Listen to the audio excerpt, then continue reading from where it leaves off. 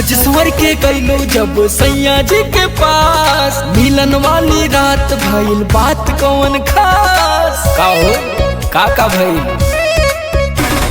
सज स्वर के गईलो जब सैया जी के पास, मिलन वाली रात भइल बात कौन खास। दैया में लुट गई कोठरिया में जाई के, दैया में लुट गई कोठरिया में जाई के, राजा रस लूट लियो रे।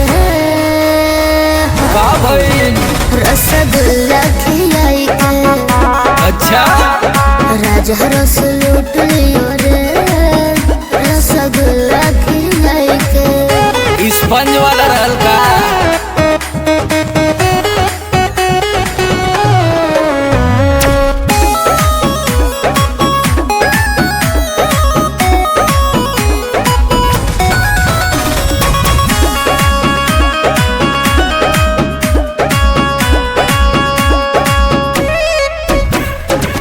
गोट गोट पी गए दूध के गिलास रे, तोहरो मीठा वाले होई पियास रे। गोट गोट पी गए दूध के गिलास रे, तोहरो मीठा वाले होई पियास रे। फोड़ दिया चूड़ी मेरा घुंघटा उठाई के, फोड़ दिया चूड़ी मेरा घुंघटा उठाई के, राजा रस लूट लियो रे।